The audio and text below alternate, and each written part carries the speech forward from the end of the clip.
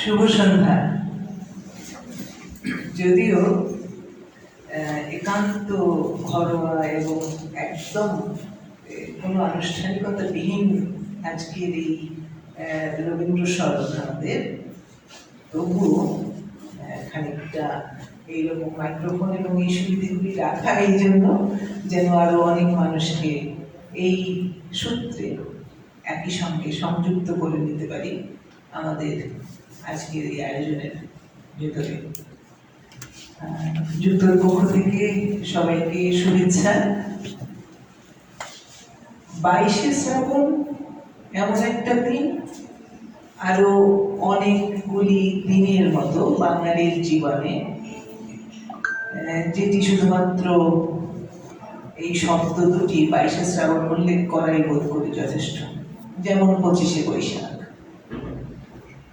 বা যেমন পয়লা বৈশাখ, এই সব দিনের মতো। তাই রবীন্দ্রনাথকে নিয়ে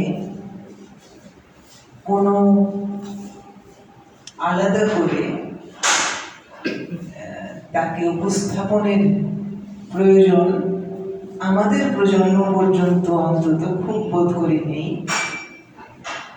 আর বাঙালির কাছে রবীন্দ্রনাথ তার বেড়ে ওঠার পথের একজন কি বলা যেতে পারে নির্দেশনা দেন, যিনি সামনে থাকেন, বুকের ভেতরে থাকেন, বিপদে পেছনে দাঁড়িয়ে থাকেন। সেই রকম একটি অস্তিত্ব, সেই রকম একটি প্রতীক। তো তার চলে যাওয়ার দিনটি, চলে যাওয়া বলে কিছু নেই, তিনি এই পৃথিবীর জন্য এত কিছু রেখে গেছেন। আমাদের যে কোনো বিপদে, আনন্দে, বেদনায়, উৎসবে, ব্যক্তিগত শোকে, দুঃখে, সকল সময়ে রবীন্দ্রনাথ আমাদের সঙ্গে থাকেন। তার বাণী, তার গান, তার দর্শন, তার জীবনাচরণ, এই সকল কিছু আমাদের সামনে থাকে, আমাদের সহায় হয়, আমাদের বিশ্বাস যোগান দেয়। ফলে রবীন্দ্রনাথ সম্পর্কে আমাদের নতুন করে খুব বেশি বলবার নেই যে তিনি প্রতিদিন আমাদের জীবনে কতটা প্রাসঙ্গিক থাকেন। তাকে আমরা হয়তো কোনোদিনই ভুলি না, আমি তো ভুলি না।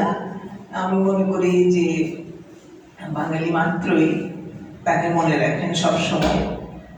তবু এই বিশেষ দিনগুলোতে আবারও একটু সম্মিলিতভাবে তাকে স্মরণ করি। তিনি যা বলে গেছেন, যা করে গেছেন, সেইগুলি উচ্চারণ করার ভেতর দিয়ে এইটুকুই মাত্র আনুষ্ঠানিকতা। আজকে এখানে যারা উপস্থিত হয়েছি, খুবই দ্রুত কম সময়ের মধ্যে আমরা একটা ফেসবুকে পোস্ট দিয়ে বলেছি, যারা মনে করেন যে রবীন্দ্রনাথ নিয়ে কিছু পড়বেন, বলবেন, গান করবেন, তারাই আসবেন। তো এরকম যারা এসছেন তাদের সকলের জন্য আমার অনুরোধ রইল, যে যা করতে চান, বলতে চান, পাঠ করতে চান, আপনি নিজেরাই করবেন। সেটা আমি একটু শুরু করি, একটু সময় নিয়ে আমি আমার নিজের লেখা রবীন্দ্রনাথকে নিয়ে, রবীন্দ্রনাথ আমার জীবনে, আমার রবীন্দ্রনাথ, একটি কবিতা রয়েছে আমার, চিরদিন আমার আকাশ আমার বাতাস। তো সেইটি পাঠ করে শুরু করছি, পরে অন্যরা আবার করবেন, বলবেন, আবার হয়তো ফিরে আসবো। তো আমি পড়ি আমার কবিতাটা। এ আকাশ কোন আকাশ? তারার মালা গাঁথা সলমা চুমকি শাড়ির আকাশ, কাঁসার থালায় চমকানো ঝলমলে সোনালি জলের আকাশ, নাকি সমুদ্রের ওপার থেকে সুপ্তথিতা রক্তিম আবির মাখা ক্যানভাসের আকাশ, নাকি এ আকাশ মুক্তির এক নাম, উদারতার এক প্রতিভাস, অসীমের এক সীমা? এ আকাশ কি বিপুলতার সন্ধান, দিগন্ত রেখায় মৃত্তিকা সংলগ্ন তার পরিণতি। এ আকাশ কি হৃদয়ের গভীর উদার জমিন, উড্ডীয়মান তার আকাঙ্ক্ষা? কেমন করে, কোন নামে বাঁধি এই অধরা আকাশকে? তাকে দিই একটি নাম, যিনি ধারণ করেন এই সব কিছুই। সে আকাশের নাম রবীন্দ্রনাথ, আমার রবীন্দ্রনাথ। বাঙালির জীবনে এক সীমাহীন সর্বমাত্রিকতা। এ বাতাস কোন বাতাস? বাঁধন ছেঁড়া প্রাণ দান করে যে বাতাস, দুঃখ রাতের গান বয়ে আনে যে বাতাস, নাকি চাঁপা ফুলের গন্ধ বয়ে প্রাণ উতল করে যে বাতাস? নাকি এ বাতাস প্রাণ ধারণের নির্বিকল্প শক্তি এক? অথবা চরণে জাগানো চঞ্চল ছন্দ, অথবা মুখের আঁচল উড়িয়ে নেয়ার নিপুণ কৌশল? এ বাতাস শান্ত নদীর স্রোতে ভেসে যায়, এ বাতাস পাগলা হাওয়ায় মনকে নাচিয়ে তোলে। কোন নামের সজ্জা পড়াই এই শক্তিমতী রঙ্গময়ীকে? তার নাম একটাই, যিনি ধারণ করেন এই সব কিছুই। সে বাতাসের নাম রবীন্দ্রনাথ, আমার রবীন্দ্রনাথ। বাঙালির জীবনে প্রাণ সংবাহন বিপুল শক্তি আধার। প্রিয় বিয়োগের দিন রবীন্দ্রনাথ এসে দাঁড়ান আমার পাশে, হাত রাখেন হাতে, ব্যথার উপশম আনে তাঁর গান। ধুয়ে যায় বেদনার নীল, কখন যে হৃদয় উন্মুক্ত হয়ে ওঠে রাতের আকাশে, ভোরের বাতাসে। হাওয়ায় ভাসে গান, হৃদয়ে আমার প্রকাশ হলো অনন্ত আকাশে। বেদন বাঁশি উঠল বেজে বাতাসে বাতাসে। সেই বাতাস আমার হৃদয়কে প্রশান্ত করে, আমার চিত্তকে মেঘের মাঝখানে নিয়ে যায়, জলের সঙ্গে মিলিয়ে দেয়। তারপর হাওয়ায় ভেসে সেই ধারা জল আকুল হয়ে নেমে আসে সোনার কদম ফুল ফোটাতে। চিরদিনের এই আকাশ, এই বাতাস আমার রবীন্দ্রনাথ। প্রিয় আগমনের দিনেও তো তিনি এসে দাঁড়ান আমার কাছে, বলেন, গ্রহণ করো, সুন্দর তোমার দরজায়। তাকে পরম আদরে গ্রহণ করো। যে শিশুটি আজ প্রথম আলোর দিকে চোখ মেলেছে, তাকে তোমার আঙুলটা ধরতে দাও। যে অচেনা অতিথি আজ দরজার বাইরে এসে দাঁড়িয়েছে, তাকে দ্বার খুলে দাও। যে পরম আরাধ্য আজ অসময়ে উপস্থিত, তাকে সযত্নে আহ্বান জানাও। সে তো কেবল হঠাৎ হাওয়ায় ভেসে আসা ধন নয়, বহু সাধনায় প্রাণপণে চাওয়া পরমের আগমন। সেই পূব হাওয়াকে বলো, এই লোহিনু সঙ্গ তব, সুন্দর হে সুন্দর।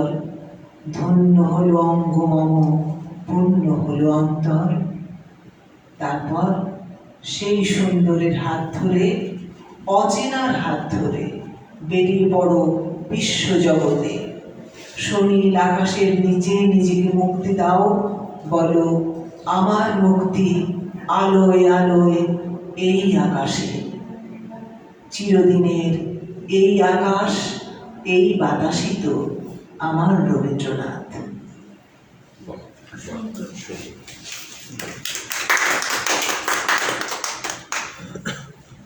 আমার রবীন্দ্রনাথ এরকমই, হয়তো অনেকেরই তাই। আর রবীন্দ্রনাথ যা বলে গেছেন, যা করে গেছেন তার ৮০ বছরের জীবনে, আমার মনে হয় আমি আমার অভিজ্ঞতায়, পাঠের অভিজ্ঞতায়, জানার অভিজ্ঞতায় এটুকু বোধহয় আমি নির্দ্বিধায় বলতে পারি যে পৃথিবীতে কেবল বাঙালি নন, এরকম আর দ্বিতীয় মানুষটি পাওয়া যাবে না যিনি এক জীবনে এত রকম কাজ করেছেন, তার পাশাপাশি লেখার মতো একটি মগ্নতাবাহী, গভীর মগ্নতাবাহী কাজ করেছেন, একটি মুহূর্ত জীবনের অপচয় নেই।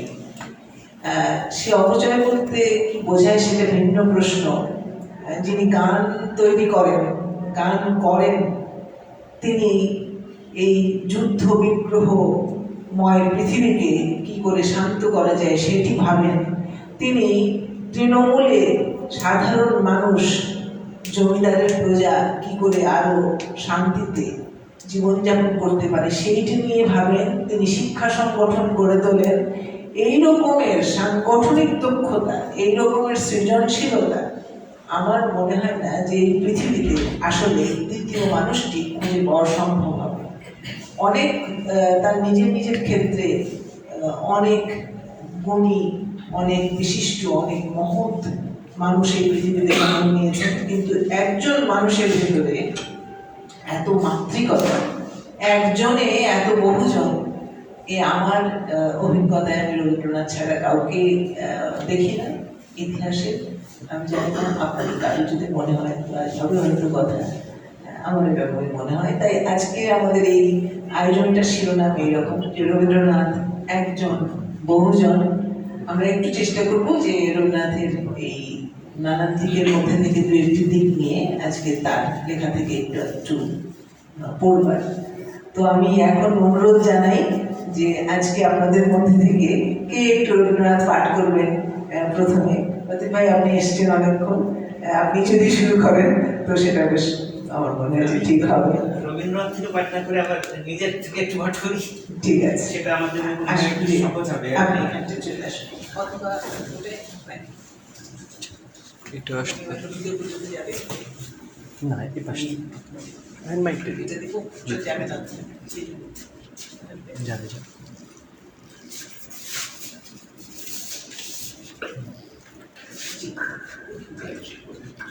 বসবো আচ্ছা, যেটা আপনি শুরু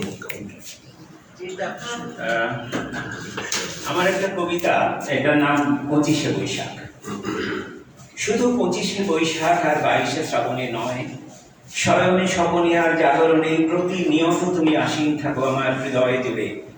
জীবন সরোবরের উৎস ঝর্ণার স্রোতধারায় তরঙ্গিত হিয়ায় মিশে যাও তুমি, সৃষ্টি করো বর্ণির জীবনের আস্বাদ, আমরা বিলীন হয়ে আনন্দ ধারায়। যখন নিপাতিত হই অমানিসার অন্ধকারে দুঃখের তিমিরে, অশান্ত হৃদয়ে তুমি শোনাও মঙ্গল আলোকের বার্তা।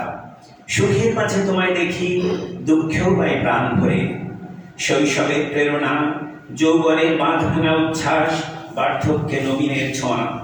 নীল আকাশে যখন সাদা মেঘের ভেলা ভেসে বেড়ায়, সাগর যখন তরঙ্গিয়া ওঠে, বনে বনে পুষ্পকর্ণ বর্ণে বর্ণে চিত্রলেখা সাজায়, চোখ জোড়ানো আলোর আনন্দ ধারায় গা ভাসায়। অপারে আনন্দ প্রকাশের ভাষা খুঁজে পাইনি, তখন তোমাকে আশ্রয় করি, তোমার ভাষা হয় আমার প্রকাশ। আর যখন দেখি হিংসায় উন্মত্ত বৃদ্ধি, চারিদিকে আগুনের হালকা ছড়ায়, জমে ওঠে হাহাকার আর ক্রন্দন, তখনও হে কবি তোমার কাছে বারে বারে ফিরে আসি শান্তিবাণীর আশায়। সুন্দর। রবীন্দ্রনাথকে নিয়ে নিশ্চয়ই অনেকে লিখেছেন, যদি আপনাদের মধ্যে থেকে কেউ ভাবেন যে তাকে নিয়ে লেখা পড়বেন সেটাও হতে পারে। আমি আসি, চলে আসুন। নুসরাত সুলতানা, সে নিজেই নিজের নামে পরিচিত, তার লেখালেখির জগৎ নিয়ে। Thank you Nusrat. সবার আগে আপনাকে ধন্যবাদ জ্ঞাপন করছি যে এত চমৎকার একটা বিকেলের সন্ধান আমাকে দেওয়ার জন্য। আসলে আমি কিছুটা অসুস্থ ছিলাম এবং বাসায় আছি, হিমোগ্লোবিন বেশ কম। এর ভিতরেই 16 পরমাণু উপন্যাসের প্রুফ দেখতে পাঠিয়েছে প্রকাশক।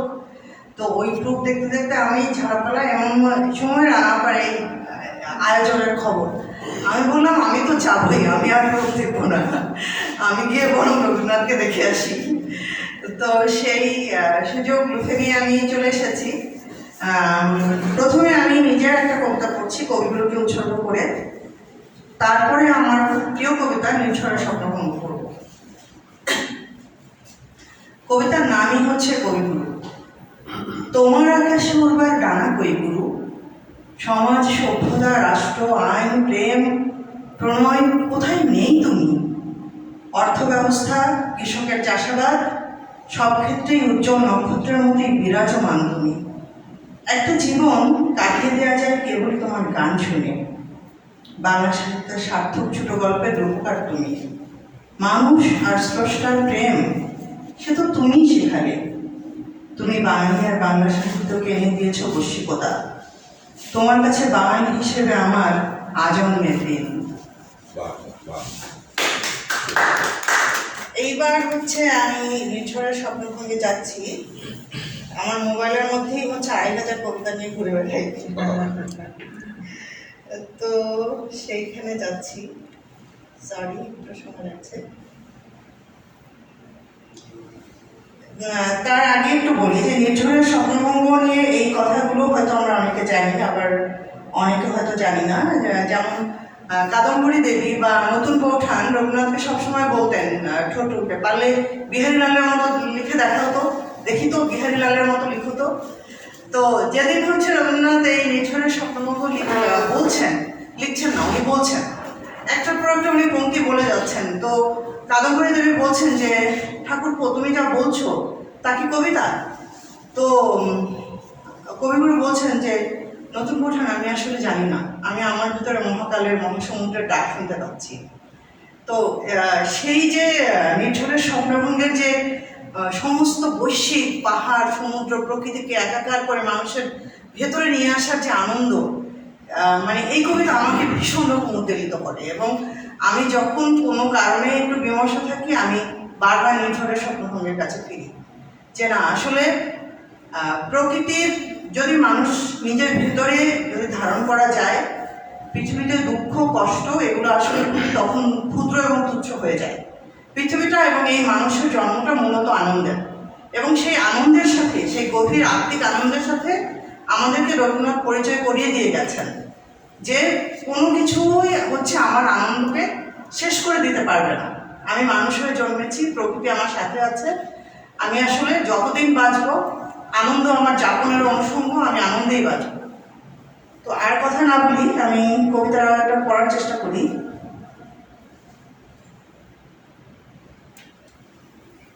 এই যে নির্ঝরের স্বপ্ন।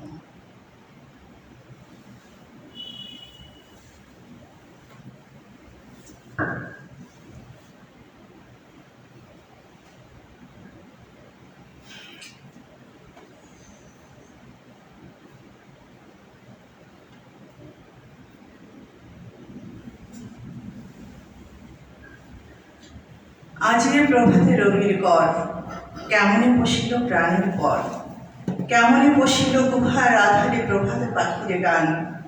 না জানি কেন রে এতদিন পরে জাগিয়া উঠিল প্রাণ, জাগিয়া উঠেছে প্রাণ, ওরে উথলি উঠেছে বাড়ি, ওরে প্রাণের বাসনা প্রাণের আবেগ রুধিয়া রাখিতে নারী। থর থর করে কাঁপিছে ভূধর, শিলা রাশি রাশি পড়েছে কোষে, ফুলিয়া ফুলিয়া ফেনিল শরীর গর্জি উঠেছে দারুণ রোষে। হেথায় হোথায় পাগলের প্রায়, ঘুরিয়া ঘুরিয়া মাতিয়া বেড়ায়, বাহিরিতে চায় দেখিতে না পায় কোথায় কারার দ্বার। কেন রে বিধাতা পাষাণ হেন, চারিদিকে তার বাঁধন কেন, ভাঙরে হৃদয় ভাঙরে বাঁধন, ছাত্রে আজকে প্রাণের সাধন।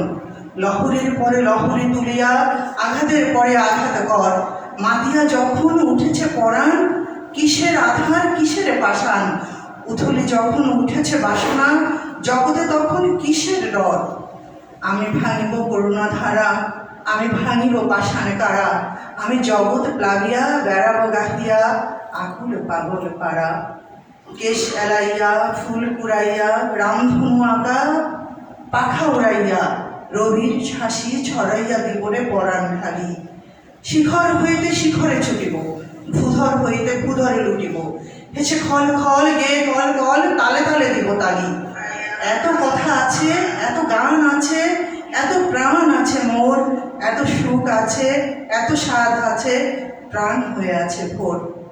কি জানি কি হলো আজি, জাগিয়া উঠিল প্রাণ, দূর হতে শুনি যেন মহাসাগরের গান।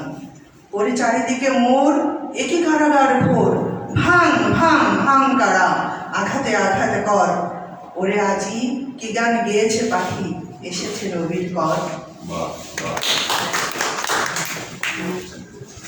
ধন্যবাদ স্যার। আসলে তো নিচের স্বপ্ন হবে এমন একটা কবিতা বোধ হয় অনেকেরই মুখস্থ থাকে। এরপরে কি কেউ নিজে আসবে? নাহলে আমি তাদেরকে ডাকি। আসুন।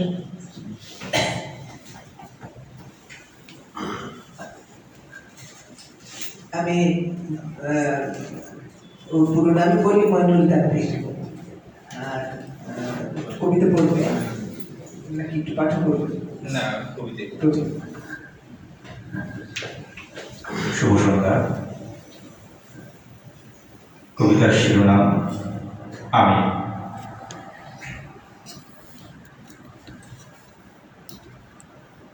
আমারই চেতনার রঙে পান্না হল সবুজ, চলে উঠল রাঙা হয়ে।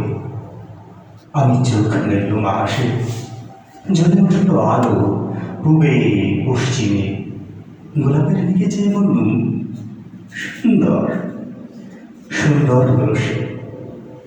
তুমি বলবে, এই যে তত্ত্ব কথা, এ কবির বাণী নয়। আমি বলবো, এ সত্য, তাই এ কাব্য। এ আমার অহংকার, অহংকার সমস্ত মানুষের হয়ে। মানুষের অহংকার বটেই বিশ্বকর্মার বিশ্বশিল্প। তত্ত্বজ্ঞানী জপ করছেন নিঃশ্বাসে প্রশ্বাসে। না না না, না পান্না, না চুনি, না আলো, না গোলাপ, না আমি, না তুমি। ওদিকে অসীম যিনি, তিনি স্মরণ করেছেন সাধনা মানুষের সীমানায়। তাকেই বলে আমি। সেই আমির গহনে আলো আধারের ঘটল সঙ্গম, দেখা দিল রূপ, জেগে উঠল রস। না কখন ফুটে উঠে হলো মায়ার মন্ত্রে, রেখায় রঙে, সুখে দুঃখে। একে বলো না তত্ত্ব, আমার মন হয়েছে পুলকিত। বিশ্ব আমির রচনার আসরে হাতে নিয়ে তুলি, পাত্রে নিয়ে রং। পণ্ডিত বলছেন, গুরু চন্দ্রটা নিঃস্বর চতুর হাসি তার, মৃত্যুদূতের মতো গুড়ি মেরে আসছে সে পৃথিবীর পাঁজরের কাছে। একদিন দেবে চরম টান তার সাগরের পর্বতে। মর্তলোকে মহাকালের নূতন খাতায় হঠাৎ নামবে একটা শূন্য, মিলে ফেলবে দিন রাতের জমা খরচ। মানুষের কীর্তি হারাবে অমরতার ভান, তার ইতিহাসে লিখে দেবে অনন্ত রাত্রির কালি। মানুষের যাবার দিনের চোখ বিশ্ব থেকে নিকিয়ে নেবে রং, মানুষের যাবার দিনের মন ছানিয়ে নেবে রং। শক্তির কম্পন চলবে আকাশে আকাশে, জ্বলবে না কোথাও আলো। বিনাহীন সভায় যন্ত্রের আঙুল নাচবে, বাজবে না সুর। সেদিন কবিত্বহীন বিধাতা একা রবেন বসে নীলিমাহীন আকাশে, ব্যক্তিত্ব হারা অস্তিত্বের গরিব তত্ত্ব নিয়ে। তখন বিরাট বিশ্বভুবনে দূরে দূরান্তে অনন্ত অসংখ্য লোকে লোকান্তরে এবারই ধ্বনিত হবে না কোনোখানে, তুমি সুন্দর, আমি ভালোবাসি। বিধাতা কি আবার বসবেন সাধনা করতে? যুগ যুগান্তর ধরে প্রলয় সন্ধ্যায় জপ করবেন, কথা কও, কথা কও। বলবেন, বলো তুমি সুন্দর। বলবেন, বলো আমি ভালোবাসি। ধন্যবাদ।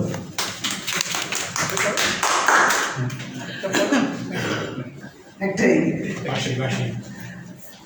যারা পড়তে আসবে এরপরে তাদের সকলের কাছেই বলা রইল, ইচ্ছে করলে একাধিক কবিতা পড়বে যে কেউ। আমার একটা কথা হঠাৎ মনে পড়ে গেল, হ্যাঁ, হ্যাঁ। বলার জন্য আমি জি। একটু আসতে চাই।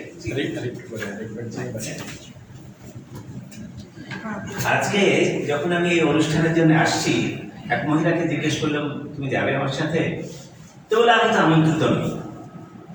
আমি জোর করলাম না, কি জানি হয়তো ওখানে গিয়ে যদি বেশি ভিড় থাকে তো হয়তো যাওয়া হবে না। তবে আজকে ওনার কথা মনে করে ওনার একটা প্রিয় কবিতা আমি পড়তে চাই। কবিতাটার নাম হচ্ছে নির্ভয়। আমরা দুজনে স্বর্গ খেলনা গড়িব না ধরণীতে, মুগ্ধ ললিত অশ্রু গলিত গীতে, পঞ্চস্বরের বেদনা মাধুরী দিয়ে বাসন সজ্জা রচিব না মোরা প্রিয়ে। ভাগ্যের পায়ে দুর্বল প্রাণে ভিক্ষা না যেন যাচি, কিছু নাই ভয় জানি নিশ্চয় তুমি আছো আমি আছি। উড়াবো ঊর্ধ্বে প্রেমের নিশান দুর্গম পথ মাঝে, দুর্দম বেগে দুঃসহতম কাজে। রুক্ষ দিনের দুঃখ পাইব পাবো, চাই না শান্তি সান্ত্বনা নাহি চাবো। পাড়ি দিতে নদী হাল ভাঙে যদি ছিন্ন পালের কাছে, মৃত্যুর মুখে দাঁড়ায় যাইব তুমি আছো আমি আছি। দুজনার চোখে দেখেছি জগৎ, দোহারে দেখেছি দোহে, মরুপথ তাপ দুজনে নিয়েছি সহে। ছুটিনি মোহন মরিচিকা পিছে পিছে, ভুলাইনি মন সত্যের করি মিছে। সেই গৌরবে চলিব এভাবে যতদিন দোহে বাঁচি। এবারই প্রেয়সী হোক মহিয়সী, তুমি আছো আমি আছি।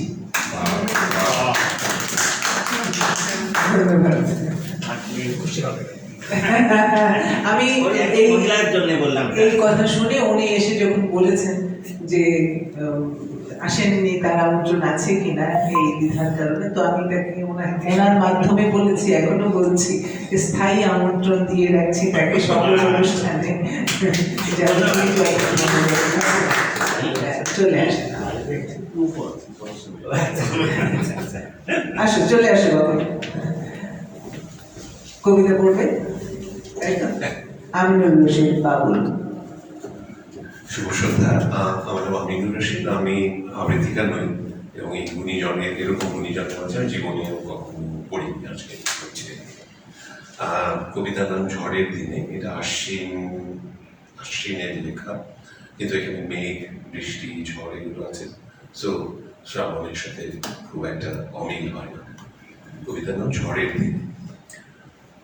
আজি আকুল আশ্বিনে, মেঘে ঢাকা দুরন্ত দুর্দিনে, হেমন্ত ধানের খেতে বাতাস উঠেছে মেতে। কেমনে চলিবে পথ চিনে, দেখিছ না ওগো সাহসিকা, ঝিকিমিকি বিদ্যুতের শিখা। মনে ভেবে দেখো তবে, এ ঝড়ে কি বাঁধা রবে কবরীর শেফালি মালিকা।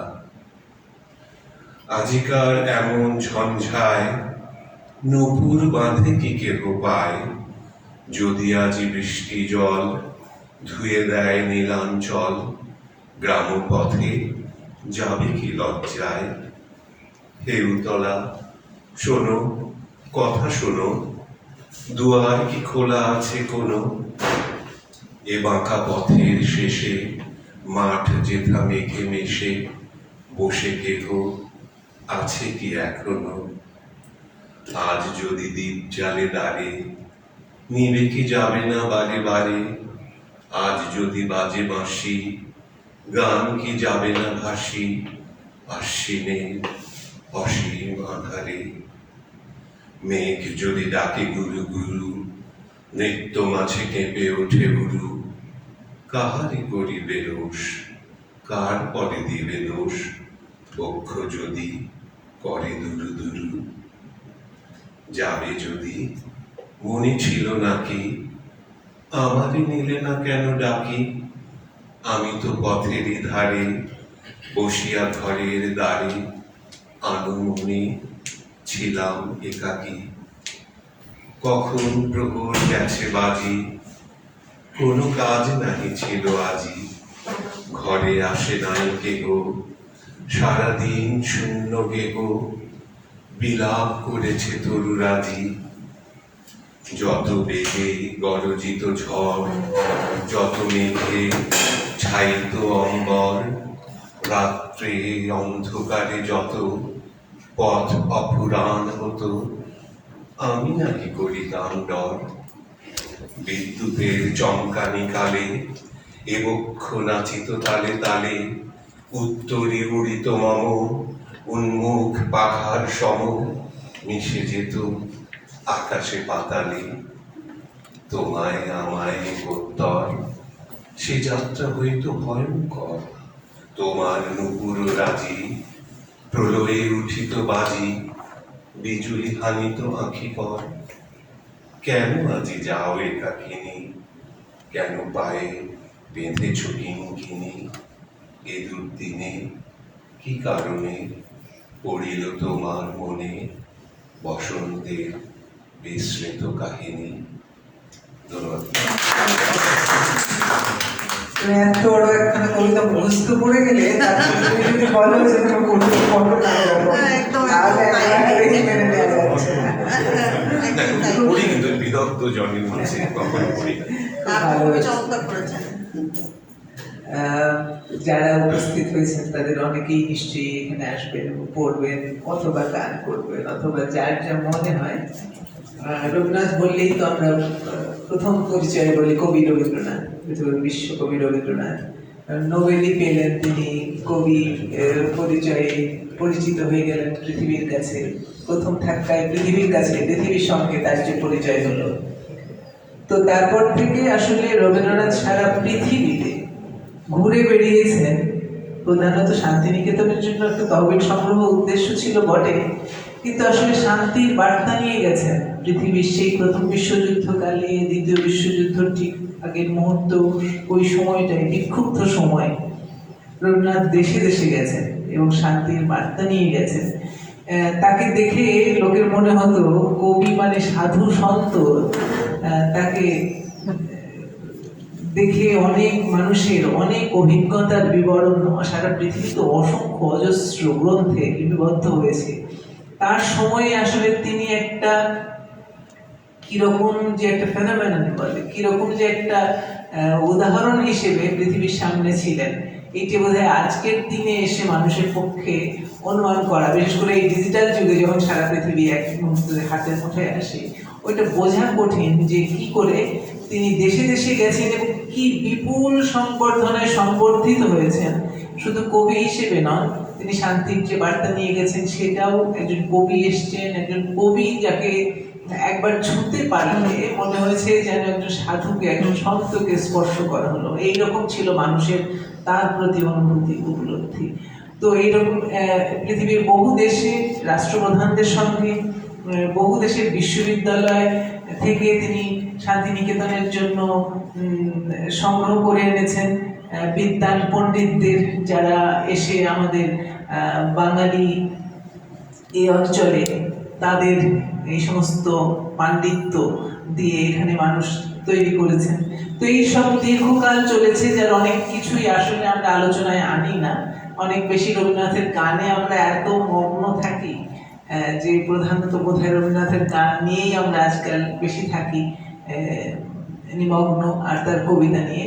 আমি একটু রবীন্দ্রনাথের চিঠি, এই চিঠি বললে আমরা অনেক বেশি ছিন্নপত্রের মধ্যে যাই, তো ছিন্নপত্র নয়, রবীন্দ্রনাথের লেখা দুটো চিঠি আমি একটু পড়ে শোনাতে চাই আজকের দিনে। যে এই সময় তো চিরকালই এইরকম বিক্ষুব্ধ থাকে নানানভাবে, নানান কারণে পৃথিবীতে। তো রবীন্দ্রনাথের সময়ে রবীন্দ্রনাথ এত চিঠি লিখেছেন, এটা সবাই জানেন যে রবীন্দ্রনাথ একটা ছোট বাচ্চাও যদি তাকে কখনো চিঠি লিখত তাহলেও সেটার উত্তর দিতেন। একটা মানুষ আসলে এক জীবনে কেবল যদি তার মতো চিঠি লিখত তাহলেও আমাদের পক্ষে সম্ভব হতো না আর কি। তো উনি এত কিছু করার পরে চিঠিও লিখেছেন এই পরিমাণ। তো যাই হোক, আমি এখন যে চিঠি দুটি পড়ছি সেটা খুবই গুরুত্বপূর্ণ দুটি চিঠি।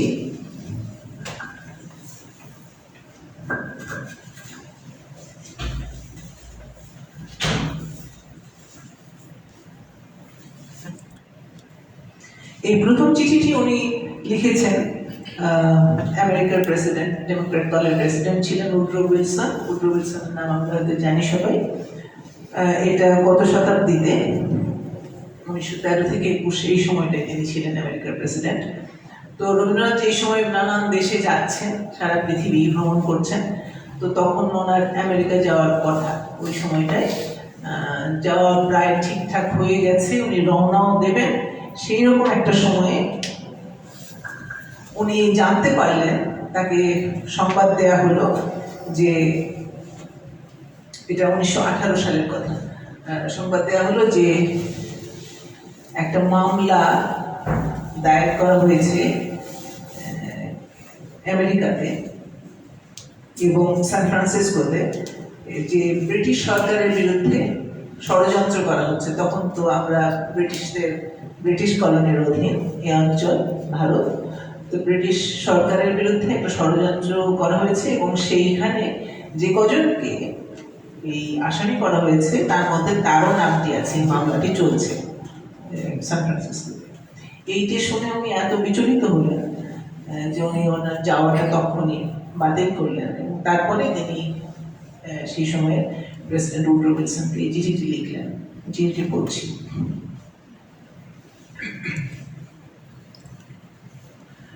প্রিয় প্রেসিডেন্ট উইলসন, এটা 1918 সালের 9 মে কলকাতা থেকে লিখছেন চিঠিটা। কয়েকদিন আগে আমি আমেরিকা যাত্রার আয়োজন করছিলাম, এমন সময়ে জাপান থেকে কিছু খবরের কাগজের পত্রিকা আমার হাতে এলো। সেখানে দেখলাম ব্রিটিশ সরকারের বিরুদ্ধে বিপ্লবী ষড়যন্ত্র করার অভিযোগে সান ফ্রান্সিসকোয়ে কয়েকজন হিন্দুর বিরুদ্ধে মামলা হচ্ছে এবং সরকারি কৌঁসুলি আমার নামে অভিযোগ তুলে জানিয়েছেন আমাকে এই মামলায় জড়াবার মতো নথিপত্র তার কাছে আছে। আরো বলা হয়েছে আমার গত আমেরিকা সফর নাকি জার্মান গুপ্তচরদের পরামর্শেই ঘটেছিল এবং তাদের নাকি আমি বলেছি যে কাউন্ট টেরাউচি আমার গুপ্ত প্রস্তাবে রাজি হয়েছেন এবং কাউন্ট ওকুমাও নাকি এ ব্যাপারে সহানুভূতিশীল। আমি নিশ্চিত যে আমেরিকায় আমার যেসব বন্ধু ও পাঠক আছেন তারা যদি একটুও মন দিয়ে আমার লেখা পড়ে থাকেন তাহলে তারা এই উদ্ধত মিথ্যায় মুহূর্তের জন্য বিশ্বাস করবেন না। কিন্তু তাহলেও এই কুৎসিত কর্দমের মধ্যে আমার নামকে টেনে আনার অসম্মানে আমি অত্যন্ত আহত হয়েছি। যে জাতীয়তাবাদ মানবতার বৃহত্তর আদর্শের প্রতি সদম্ভ অবজ্ঞা প্রকাশ করে তাতে যে আমার কোনো বিশ্বাস নেই এ কথা আপনাকে বলা বাহুল্য মাত্র। এবং আমি মনে করি যে গুপ্ত ষড়যন্ত্র ও অসৎ হিংস্রতার দ্বারা যদি দেশের সেবা করবার চেষ্টাও করা হয় সেই চেষ্টার দ্বারা দেশকে অপবিত্রই করা হয় মাত্র। আমার দেশের মানুষ এবং দেশের শাসক গোষ্ঠী কেউই পছন্দ করবে না এরকম ঝুঁকি নিয়েও দেশের প্রয়োজনে আমি ইতপূর্বে যথেষ্ট স্পষ্ট করে আমার নিজের মত প্রকাশ করেছি। কিন্তু কোনো কোনো সরকার বা অন্য গোষ্ঠী যেভাবে কর্তব্যের নামে শয়তানের সঙ্গে মিলে কুটিল পদ্ধতি অবলম্বন করে স্বার্থসিদ্ধি করবার চেষ্টা করে তাকে আমি ঘৃণাভাবে উপেক্ষা করে থাকি। আপনার স্বদেশীদের কাছে আমি অত্যন্ত সদাশয় ব্যবহার করেছি এবং আপনার সম্পর্কেও আমি খুবই উচ্চ ধারণা পোষণ করে থাকি, কারণ আপনি রাজনীতির ক্ষেত্রেও আদর্শকে স্থান দিতে কুণ্ঠিত হন না। তাই আমি আমার নিজের কাছে, আপনার কাছে ও আপনার দেশবাসীর কাছে মুক্ত কণ্ঠে আমার বিশ্বাসের কথা বলতে চাই যে তারা এমন একজন মানুষকে আতিথেয়তা দেননি যিনি সেই আতিথেয়তাও গ্রহণ করবেন আবার বিশ্বাসঘাতক দেশদ্রোহিতার অন্তঃসলীলা প্রণালীতেও অবগাহন করতে প্রস্তুত থাকবেন। আপনার বিশ্বস্ত রবীন্দ্রনাথ ঠাকুর। এই চিঠির ভেতর দিয়ে রবীন্দ্রনাথের একটা দৃষ্টিভঙ্গি সে খুব স্পষ্ট করে আমাদের কাছে প্রকাশ হয়। এইরকমই এই যে জাতীয়তাবাদ নিয়ে তার যে ভাবনা কথা, আরেকটি চিঠি পড়ছি, এটা তো 1918 সালের চিঠি।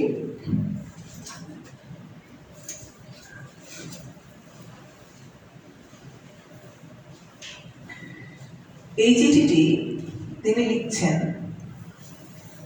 একজন ইহুদিকে, নিসিম এজরা বেঞ্জামিন এজরা। তিনি এই ইহুদি রাষ্ট্র ইসরায়েল প্রতিষ্ঠার জন্য আন্দোলনের একজন প্রবল সমর্থক ছিলেন এই ভদ্রলোক। তিনি একটি পত্রিকা সম্পাদনা করতেন। লাহোরে তার জন্ম, কিন্তু 1904 সালে তিনি সাংহাই চলে যান এবং সেখানে গিয়ে ইসরায়েল নামে একটা মাসিক পত্রিকা প্রকাশ শুরু করেন। পত্রিকাটার উপরে লেখা থাকতো, ঐতিহ্যবাহী ইহুদি জাতীয়তাবাদের নির্ভীক প্রবক্তা, সাংহাই ইহুদি সংগঠন এবং চীনের ইহুদি জাতীয় তহবিল কমিশনের আনুষ্ঠানিক মুখপাত্র। চীনা ইহুদিদের সাংস্কৃতিক অগ্রগতির জন্য তিনি অবিরলভাবে কাজ করে গেছেন। তো রবীন্দ্রনাথ 1924 সালে চীনে যান তার এই বিশ্ব ভ্রমণেরই একটা পর্যায়ে। তখন এই ভদ্রলোক এসে রবীন্দ্রনাথের সঙ্গে দেখা করেন এবং এশিয়ার কাছে সভ্যতার ঋণ এই নামে তিনি তার পত্রিকায় একটা প্রবন্ধ লেখেন, প্রকাশ করেন। পরে সেটা রবীন্দ্রনাথকে তিনি পাঠান দেখার জন্য এবং রবীন্দ্রনাথের এ সম্পর্কে মতামত জানতে চান। তারই উত্তরে রবীন্দ্রনাথ তাকে এই চিঠিটি লিখছেন 1934 সালে। এখানেও রবীন্দ্রনাথের দৃষ্টিভঙ্গি খুব স্পষ্ট করে প্রকাশ পায়। প্রিয় বন্ধু, ইসরায়েল মেসেঞ্জার পত্রিকার এপ্রিল 1934 সংখ্যায় প্রকাশিত এশিয়ার কাছে সভ্যতার ঋণ প্রবন্ধটির প্রতি আমার দৃষ্টি আকর্ষণ করবার জন্য আমার ধন্যবাদ গ্রহণ করুন। যে কোনো ধরনের জাতি বৈরতাই আমার মতে বর্বরতার প্রকাশ, এবং মানুষ যখন যে কোনো একটা কারণ দেখিয়ে অন্য জাতির উপর নিজের হিংস্র লোভের বিস্তার ঘটায়, তার কোথাও কোনো সত্যকার মূল্য থাকতে পারে বলে আমার মনে হয় না। ভারতবর্ষে আমরা আমাদের সদ্য জাগ্রত জাতীয়তার বোধকে এই ভয়ঙ্কর বিকৃতির হাত থেকে রক্ষা করবার জন্য আপ্রাণ চেষ্টা করে যাচ্ছি। পশ্চিমের দেশগুলিকে যখন এই বর্বরতাকে সমর্থন করে বৈজ্ঞানিক পদ্ধতিতে নরহত্যায় মেতে উঠতে দেখি, তখন আমার নিজের দেশ সম্পর্কে গর্বিত বোধ না করে পারি না। এরা গরিব, এরা নির্যাতিত, কিন্তু তবু বর্বর উপায়ে মানবিক অধিকার লাভে পরাঙ্মুখ। এই কথা যখন ভাবি, চিরন্তন প্রাচ্য মূল্যবোধে আমার বিশ্বাস ফিরে আসে। জার্মানিতে হিটলারের শাসন বিষয়ে নানা কথা শুনতে পাই, এবং একথা অস্বীকার করা যায় না যে যুদ্ধে জয়ী জাতিগুলো জবরদস্তি করে জার্মানদের দিয়ে অনেক হীনকর্ম করিয়ে নিয়েছে। কিন্তু তবু যেসব অমানসিক নিষ্ঠুরতার কথা আমরা পড়ি, সেগুলো যদি সত্য হয়, তাহলে কোনো সভ্য মানুষের বিবেক তাদের সমর্থন করতে পারে না। আমার বন্ধু আইনস্টাইনকে যে ধরনের অপমান সহ্য করতে হয়েছে, তা শুনে আধুনিক সভ্যতার প্রতি আমার বিশ্বাসের ভিত্তি নড়ে গেছে।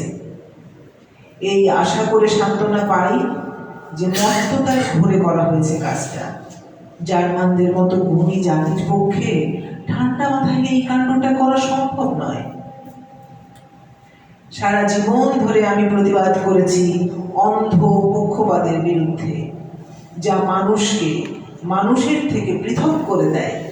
সারা পৃথিবীর মানুষকে ডেকে বলেছি, আমাদের প্রত্যেকের মধ্যে যে মহৎ মানুষ আছে, তাকে উপলব্ধি করবার জন্য সকলে মিলে সকলের জন্য হাত বাড়িয়ে দিতে। আজ আমাদের সবচেয়ে বড় এই উত্তরাধিকার, যখন একদিকে কালো ও ব্রাউনদের আগ্রাসী সাম্প্রদায়িকতা, অপরদিকে লালদের উগ্র বস্তুতান্ত্রিক আদর্শবাদের দ্বারা নিয়তই অত্যাচারিত হচ্ছে, তখন আমি আমার এই বয়সের ভারে জীর্ণ কণ্ঠ তুলে প্রতিবাদ জানাচ্ছি। সম্ভাব্য বিপদ সম্বন্ধে সাবধান বাণী উচ্চারণ করছি। নিজেদের সম্প্রদায়ের স্বার্থ রক্ষা করতে গিয়ে আমরা যেন ব্যক্তিকে পিষ্ট না করি, যেন মনে রাখি ব্যক্তি চিরকাল প্রচলিত মতের বিরুদ্ধতা করেছে বলেই মানব সভ্যতার যাবতীয় অগ্রগতি সম্ভব হয়েছে। আপনার বিশ্বস্ত রবীন্দ্রনাথ ঠাকুর।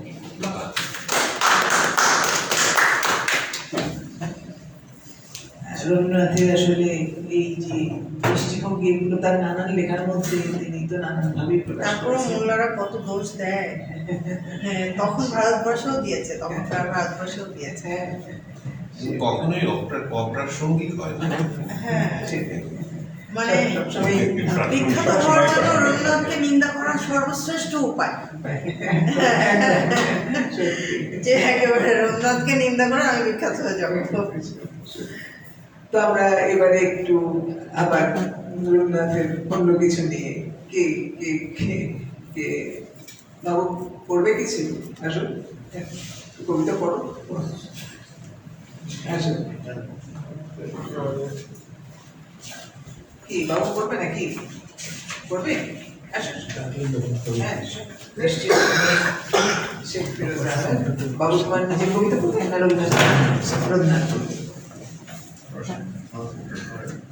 কবিতার নাম কুয়ার ধারে। আমি মাত্র একবার পড়েছি, যা হয় হোক। তোমার কাছে চাইনি কিছু, জানাইনি মোর নাম। তুমি যখন বিদায় নিলে নীরব রহিলাম। একলা ছিলাম কুয়ার ধারে, নিমের ছায়া তলে। কলস নিয়ে সবাই তখন পাড়ায় গেছে চলে। আমায় তারা ডেকে গেল, আয় গো বেড়া যায়। কোন আলসে রইল বসে, কিসের অভাব নাই। পদধ্বনি শুনি নাই গো, কখন তুমি এলে। কইলে কথা ক্লান্ত কণ্ঠে, করুণ চক্ষু মেলে। তৃষ্ণা কাতর পান্থ আমি, শুনে চমকে উঠে। জলের ধারা দিলেন ঢেলে, তোমার করপুটে। মরমরিয়া কাপে পাতা, কোকিল কোথা ডাকে। বাবলা ফুলের গন্ধ ওঠে, পল্লী পথের বাঁকে। যখন তুমি শুধালে নাম, পেলেন বড় রাজ। তোমার মনে থাকার মতো করেছি কোন কাজ। তোমায় দিতে পেরেছিলাম একটু তৃষার জল। এই কথাটি আমার মনে রহিল সম্ভব। কুয়ার ধারে দুপুর বেলা তেমনি ডাকে পাখি, তেমনি কাঁপে নিমের পাতা। আমি বসেই থাকি। হ্যাঁ, এটা অত্যন্ত একটা মানে একেবারে আমি প্রিয় কিছুই না। প্রিয় কবিতা অনেকে। হ্যাঁ। তোমার বসো।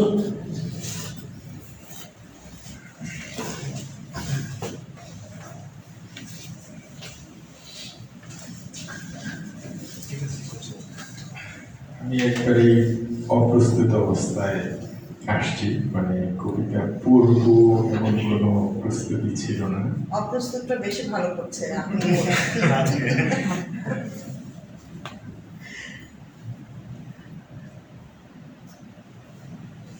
রবীন্দ্রনাথ ঠাকুরের প্রতিভা আমার কাছে আর কি, মানে ব্যক্তি আমার কাছে একেবারে জায়ান্ট লেভেলের। মানে আমি পড়ালেখা কম করছি, কিন্তু তারপরেও যতটুকু পড়েছি তাতে মনে হয়েছে যে মানে ওনার আশেপাশে আর যারা আছে তাদের একেবারেই ক্ষুদ্র মনে হয়। এই জন্য আমি ওনাকে জায়ান্ট লেভেলের প্রতিভা বললাম আর কি। আমি রবীন্দ্রনাথ ঠাকুরের একসাথে দুইটা কবিতা পড়ছি, জন্ম আর মৃত্যু। আজকে ওনার প্রয়াণ দিবস, আমি জন্ম থেকে মৃত্যু পর্যন্ত বলে দিচ্ছি।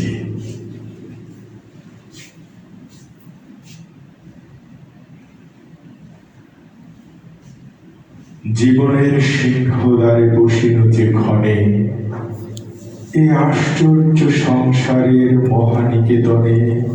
সে ক্ষণ অজ্ঞাত মোর, কোন শক্তি মোরে ফুটাইল এ বিপুল রহস্যের ঘোরে। অর্ধরাত্রে মহারণ্যে মুকুলের মতো, তবু তো প্রভাতে শির করি উন্নত। যখনই নয়ন মেলি নিরখিনী ধরা, কনক কিরণ গাথা নীলাম্বর পরা। নিরখিনী সুখে দুঃখে খচিত সংসার, তখনই অজ্ঞাত এই রহস্য অপার, নিমিষেই মনে হলো মাতৃবক্ষ সম, নিতান্তই পরিচিত একান্তই মম। রূপহীন জ্ঞানীতির ভীষণ শক্তি ধরেছে আমার কাছে জননী বরতি। মৃত্যু অজ্ঞাত মোর, আজি তার তরে ক্ষণে ক্ষণে শিহরিয়া কাঁপিছি ডরে। সংসারে বিদায় দিতে আখি ছল ছলি, জীবন আকুড়ি ধরি আপনার বলি দুই ভুজে। ওরে মূর্খ, জীবন সংসার কে করিয়া রেখেছিল এত আপন? জনম মুহূর্ত হতে তোমার অজ্ঞাতে, তোমার ইচ্ছার পূর্বে মৃত্যুর প্রভাতে সেই অচেনার মুখ ফিরিবি আবার মুহূর্তে চেতনার মতো। জীবন আমার এত ভালোবাসি বলে হয়েছে প্রত্যয়, মৃত্যুর এমনই ভালোবাসিব নিশ্চয়ই। স্তন হতে তুলে নিলে কাঁদে শিশু দরে, মুহূর্তে আশ্বাস পায় গিয়ে স্তনান্তরে। জীবনের সিংহদ্বারে পশিল যে ক্ষণে, এই আশ্চর্য সংসারে মহানিকেতনে, সে ক্ষণ অজ্ঞাত মোর, মৃত্যু অজ্ঞাত মোর।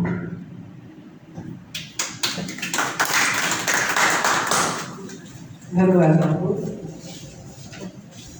কেউ কি আসবে? প্লিজ।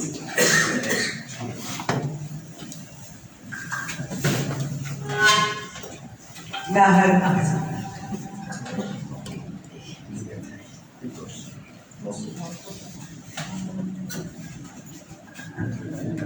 আমার কবিতার শিরোনাম তোমার সুরের ঝর্ণা ধারায়। শান্তিনিকেতনের আকাশ বাতাস মাটি সব যে তোমায় চেনে গো রবি, সব যে তোমায় চেনে গো রবি। তারা যেন আজও তোমায় দেখতে পায়, একটা প্রশান্তির আমেজ যেন সারা শান্তিনিকেতন জুড়ে বিরাজমান। সেই ছাতিমতলা, শালবিথি, উদয়ন, চৈত্রিমলা, ঘণ্টাতলা, সিংহসদন, উত্তরায়ণ আমাকে বারবার হাতছানি দেয়। কাব্যের শব্দ চয়নে, ছন্দের আবিরে তোমায় করেছে আলিঙ্গন স্পর্শ।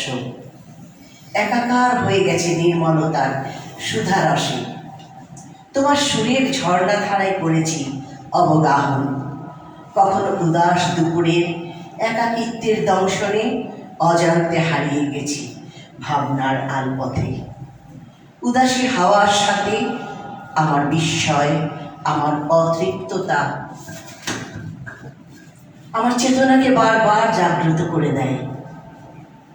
অনুভূতি নির্যাস থেকে ভাবনার খাতায় আঁকি কত ছবি। আবিরঙা গধূলি শূন্যতাকে মেখে নেই দু চোখের কাজলে। সন্ধ্যা নিভৃভ আলোয় সোনাঝুরির মৌল দুধার আমার আঁচল টেনে যেন বলছিল, থাকুন আরো কিছুক্ষণ। সোনাঝুরির ওই লাল ধুলো মাখা পথে আমায় আনমনা করে দেয়। আকাশ বাতাস সবাইকে শুনিয়ে গাইতে ইচ্ছে করে।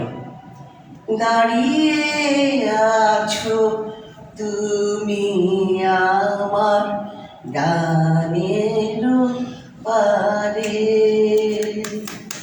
আমার সুরগুলি পায় চরণ, আমি পাইনি তোমারে। দাঁড়িয়ে আছো তুমি আমার গানের পারে। অনেক ধন্যবাদ। আরেকটু গান হলে খুব ভালো হতো।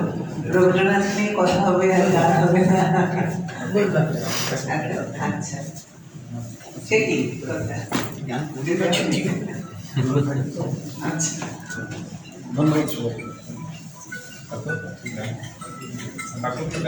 হ্যাঁ হ্যাঁ আরে 500 লাখ টাকা বলবে আসো চলে আসো কাকু এখন একটু গান হোক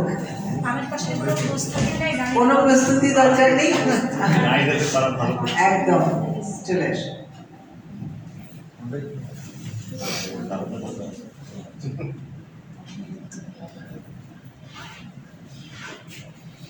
হারমোনিয়াম দিতে বলবো আচ্ছা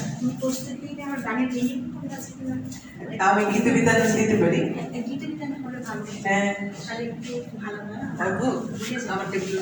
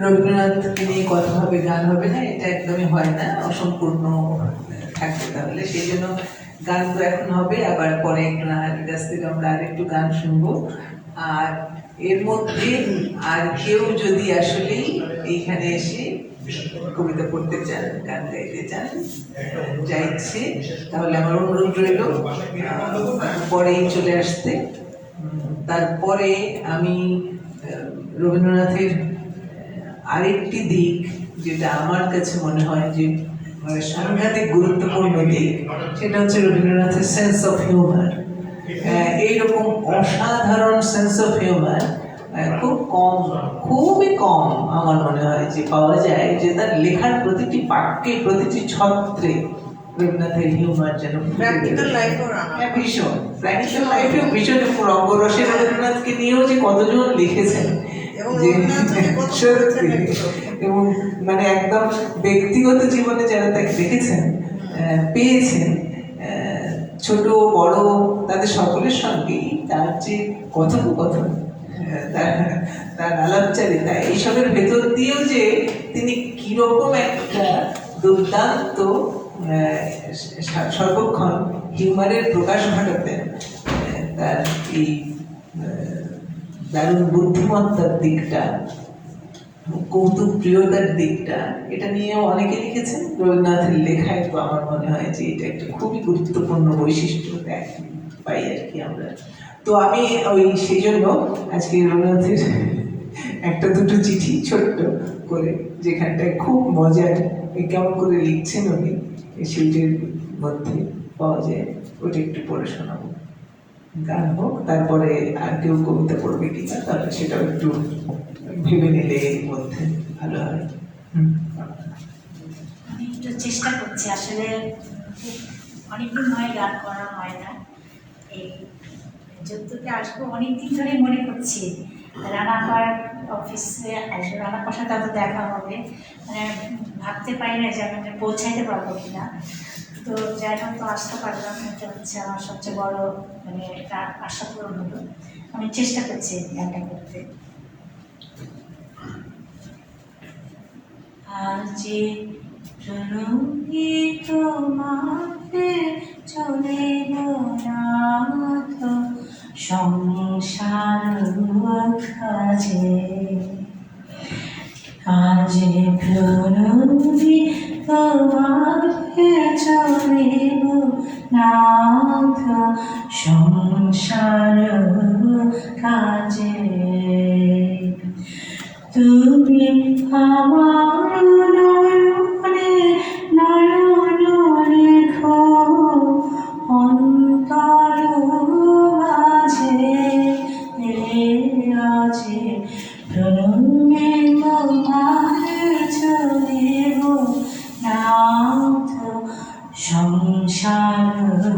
কাজে হৃদয় দেবতা রয়েছ প্রাণে মন যেন তাহারি অত জানে হৃদয় দেবতা রয়েছ প্রাণে মন যেন তাহারি অত জানে পাপের চিন্তা মরে জন দোহে দোষরাজে আজে প্রণমিত মানে চলিব নাথ সংসার কাজে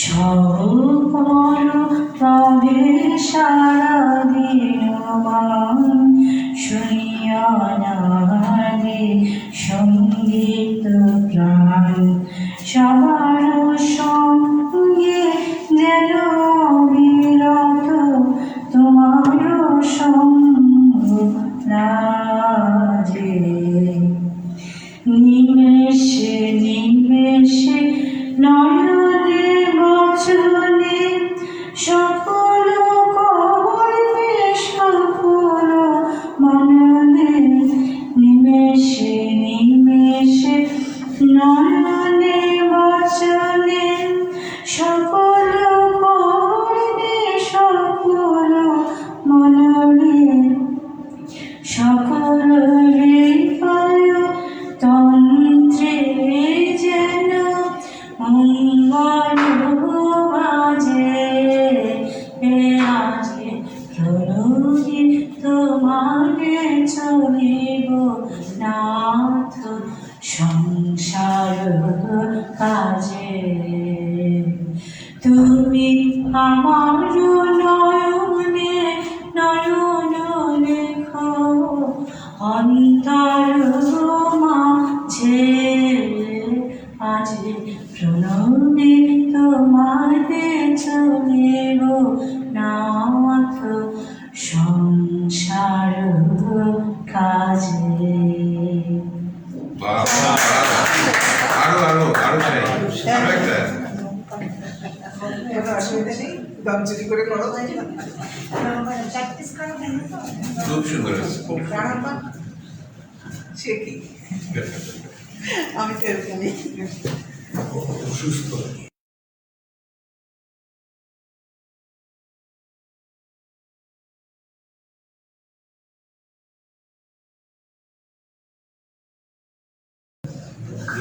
সুখে ভাবনা কাহলে ফলে সুখে যাতনা কাহলে বলে তোমরা যে বলো দিবস রজনী ভালোবাসা ভালোবাসা সখী ভালোবাসা কারে কয় সে কে বলে যাতনা সে কে বলে চোখের জল সে কে বলে দুঃখের শ্বাস লোকে পথে করে কি সুখের করে এমন দুঃখের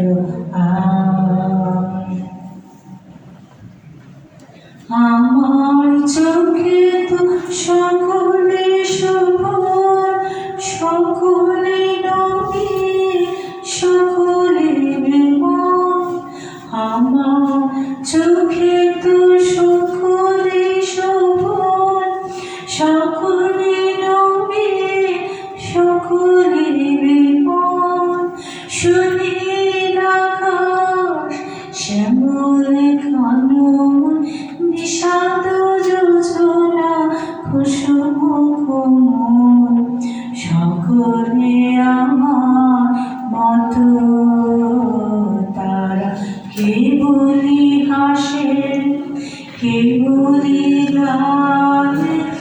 হাসিয়া খেলিয়া মরিতে চায়। না জানি বেরোন, না জানি রোন, না জানি সাথে যত না যত ফুল সে হাসিতে হাসিতে ঝরে, জোছনা হাসিয়া মিলায় যায়। হাসিতে হাসিতে অলোক সাগরে আকাশের তারাতে আগে গায়।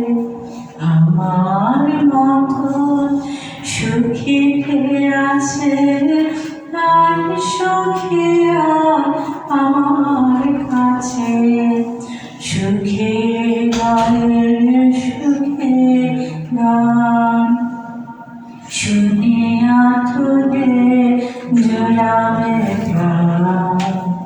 প্রতিদিন যদি কাঁদিবে কেবল, একদিন নয় হাসিবে তোরা, একদিন নয় বিষাদ ভুলিয়া সকলে মিলিয়া কাটিব মোরা।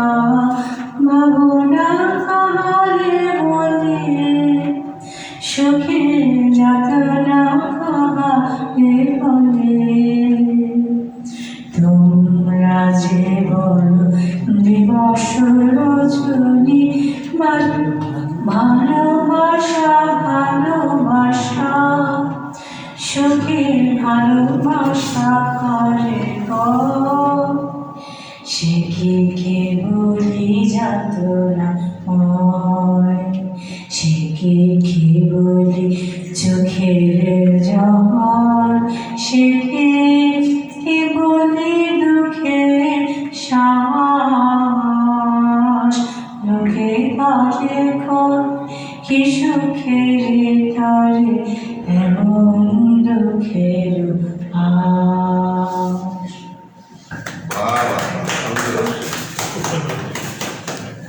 অনেক ধন্যবাদ। ওকে আমরা এমন একটা নামেই ডাকি সবসময় যে ওর ফাতেমা নামটা আমার একদম মাথায় থেকে না।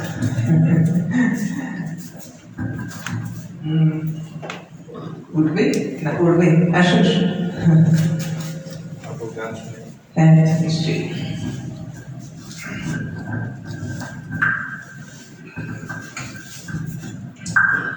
বাঁশি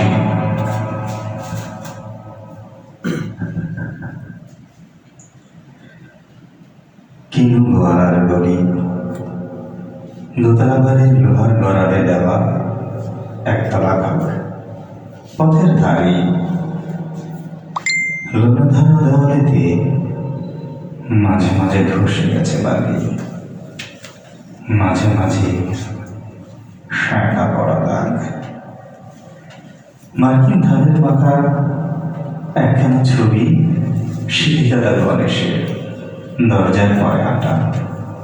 আমি ছাড়া ঘরে থাকে আরেকটা জীব, এক ভাড়াতেই, সেটা টিকটিকি। তফাৎ আমার সঙ্গে শুধু নেই তার অন্যের অভাব। বেতন 25 টাকা। সরকারি আপিসের কনিষ্ঠ কেরানি, খেতে পাই দত্তদের বাড়ি ছেলেকে পড়িয়ে। শেয়ালদা স্টেশনে যাই, সন্ধ্যাটা কাটিয়ে আসি।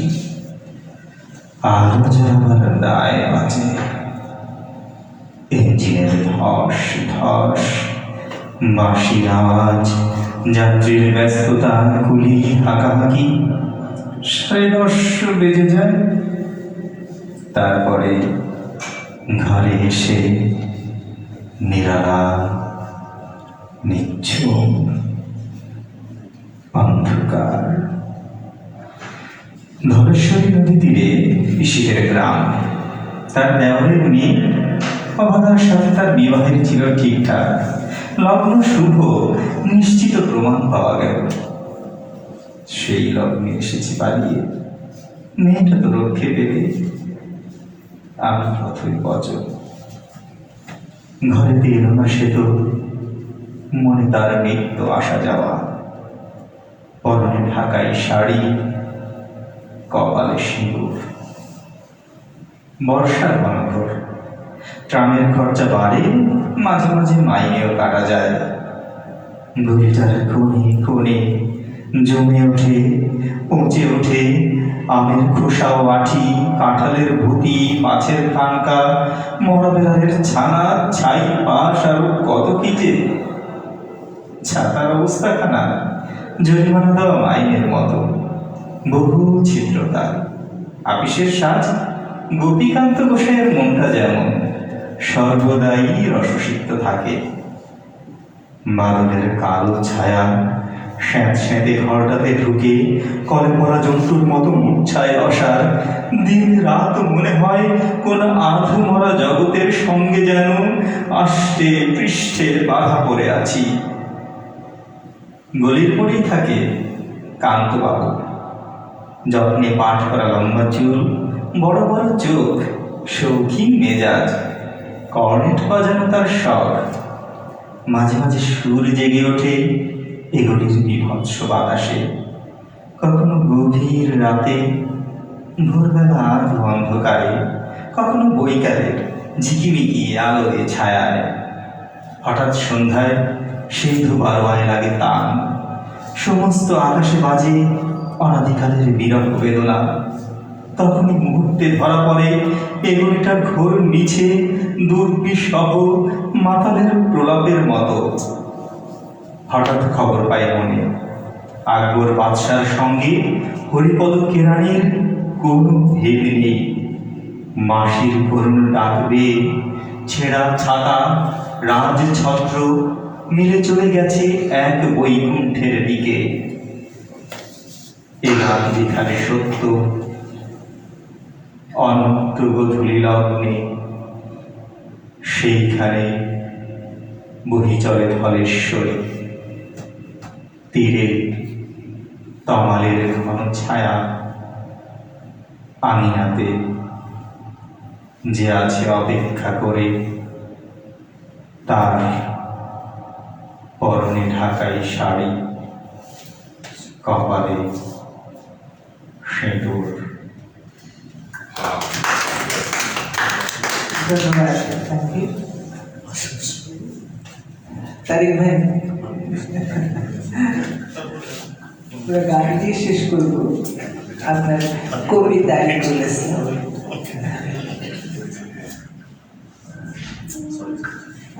কখনো কখনো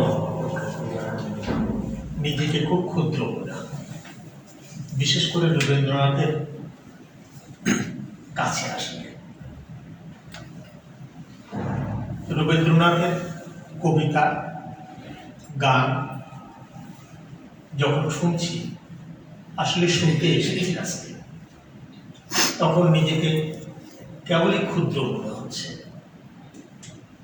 সেইখানে আলাদা করে বলার কিছু আছে বলে মনে হয় না। যেমন মায়ের কাছে গেলে নিজেকে ছোট মনে হয়, ক্ষুদ্র মনে হয়। বাবার সামনে দাঁড়ালে যেরকম খুব ক্ষুদ্র মনে হয়, একটা বৃহৎ গাছের নিচে দাঁড়ালে যেরকম ছোট ছোট বৃক্ষগুলো, গাছগুলো বেড়ে উঠতে পারে না, আমার হয়েছে আজকে সেই দশা।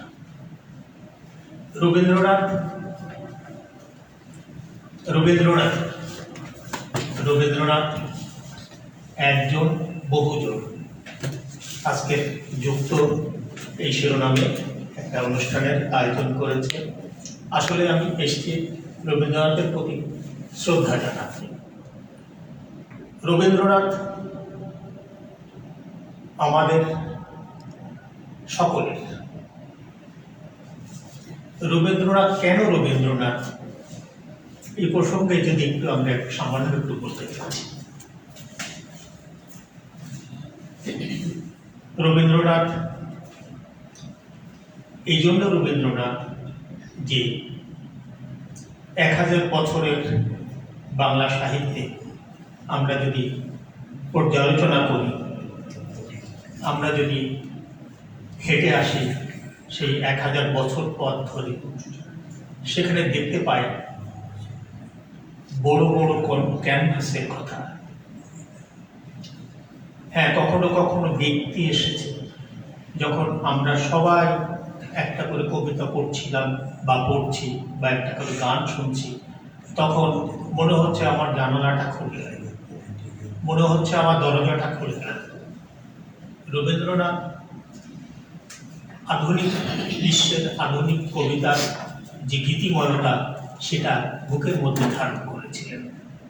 সেজন্য তিনি সবাইকে তার পথ দেখিয়ে দিয়েছেন। রবীন্দ্রনাথ শুধু যে কবিতা, গল্প, উপন্যাস বা নাট্যচর্চাই করেননি। রবীন্দ্রনাথ, তাদের যদি বংশ পর্যালোচনা করা যায়, তাদের যদি ধর্মাচার পর্যালোচনা করা যায়, তাহলে দেখা যাবে এরকম হঠাৎ করে একদিন রবীন্দ্রনাথ হয়ে ওঠেননি। রবীন্দ্রনাথ হয়ে উঠেছেন তার বংশীয় ধারায়। রবীন্দ্রনাথ ছিলেন হচ্ছে পিরালি ব্রাহ্মণদের একটি অংশ, যে ব্রাহ্মণরা একেশ্বরবাদে বিশ্বাস করতেন। রবীন্দ্রনাথ একেশ্বরবাদী ছিলেন। আমরা বা আমাদের সমাজে দেখি রবীন্দ্রনাথকে বিরোধিতা করতে গেলে সহজ সহজ কিছু শব্দ বলি, হিন্দু মুসলমান এই জাতীয় কিছু শব্দ, ধর্ম কথা বলি। রবীন্দ্রনাথ হিন্দু ছিলেন, আমরা সহজে তাকে হিন্দু বলে গালি দিতে পারি এবং তার তীব্র সমালোচনা করতে পারি। রবীন্দ্রনাথ কি মুসলমান ছিলেন? না, এ প্রসঙ্গে কেউ কিছু বলবেন না। রবীন্দ্রনাথ আসলে ছিলেন একজন মানুষ, যে পিরালি ব্রাহ্মণের ধারাবাহিকতায় এবং এই জাতীয় ধর্মাচারগুলোর পাশাপাশি রবীন্দ্রনাথ একটি ধর্মে বিশ্বাস করতেন। সেই ধর্মটাকে, যদিও পরে সেটা সমাজে রূপ নিয়েছে, ব্রাহ্ম ধর্ম নয়। এই ব্রাহ্ম ধর্ম রাজা রামমোহন রায় এর বিকাশ ঘটিয়েছে এবং রবীন্দ্র পরিবারের দেবেন্দ্রনাথ ঠাকুরের মধ্য দিয়ে রবীন্দ্রনাথের মধ্যে প্রবাহিত হয়েছে। ব্রাহ্ম ধর্ম উদ্যোক্তা রাজা রামমোহন রায় অনায়াসে, যদি আলাদাভাবে দাবি করা যায়, অবতার তাকে বলা যায়, কিন্তু তিনি অবতার দাবি করেননি।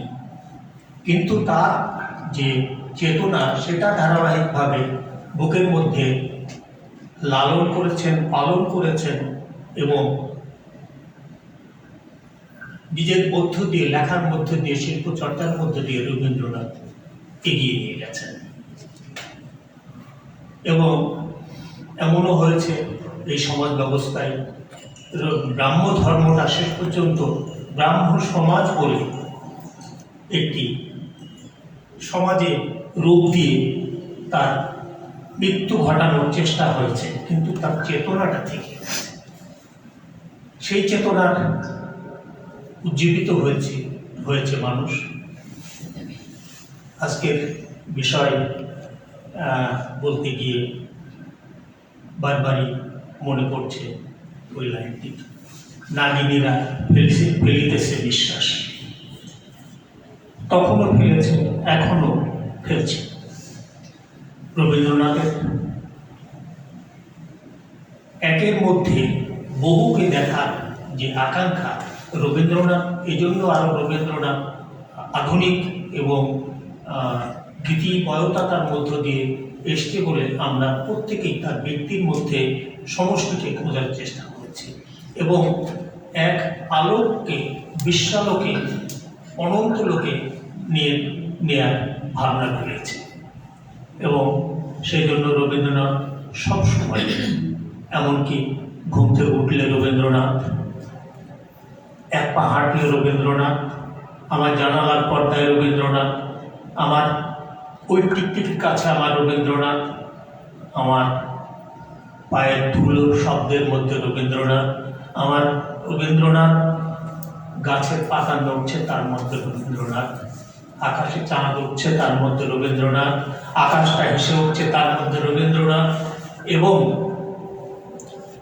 সেই রবীন্দ্রনাথ সকল শ্রেণীর মানুষকে ছুঁয়ে ছুঁয়ে গেছে, এবং যার ফলে রবীন্দ্রনাথ সবসময় রবীন্দ্রনাথ এবং অনন্য।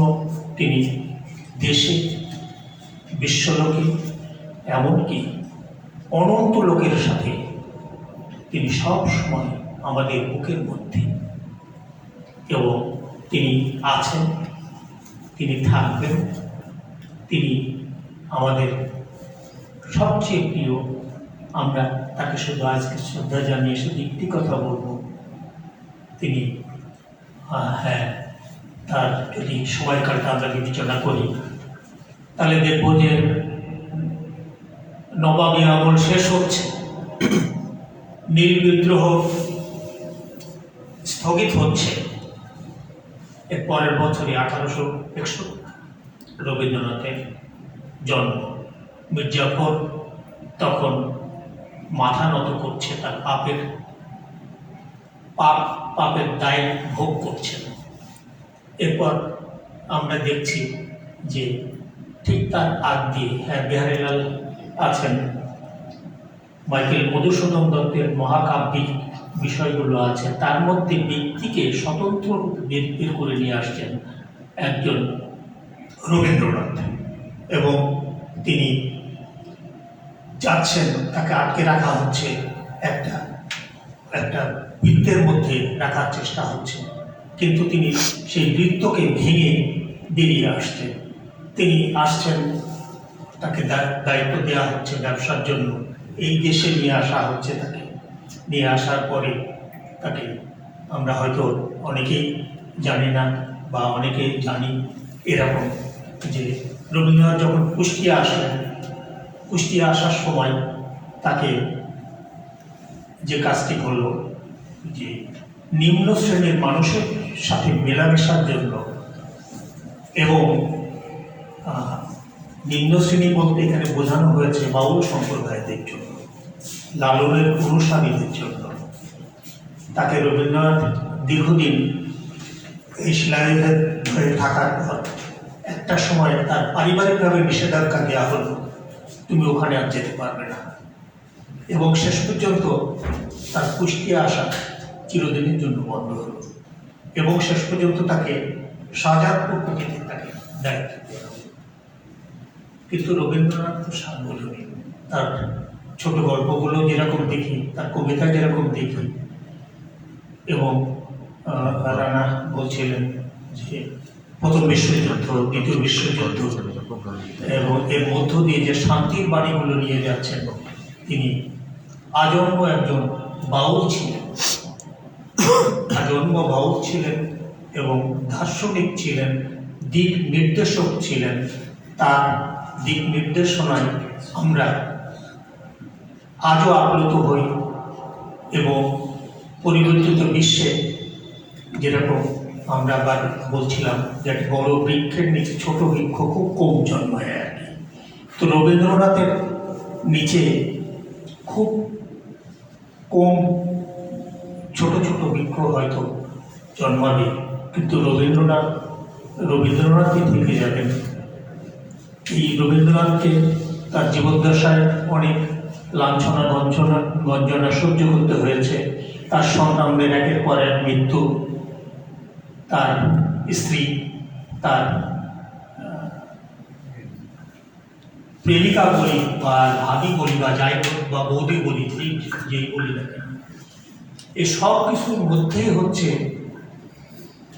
জীবনকে জয় করার একটা স্বপ্ন এবং ভালোবাসা তার মধ্যে থেকেছে, এবং জীবনই যে সত্যি এবং ব্যক্তির যে সমষ্টি বড়, এটাই রবীন্দ্রনাথের সকল কিছুর মধ্যে প্রকাশিত হয়েছে, এবং আমরা তাকে অনুসরণ করি।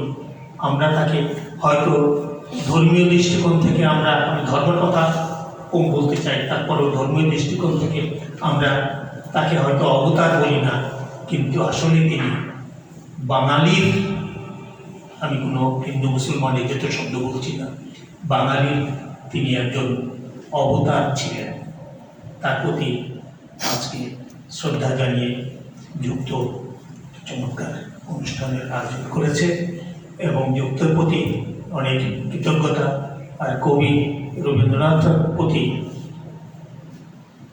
তারই বাক্য দিয়ে একটি চরণ উচ্চারণ করতে চাই, তার প্রতি শ্রদ্ধা জানিয়ে।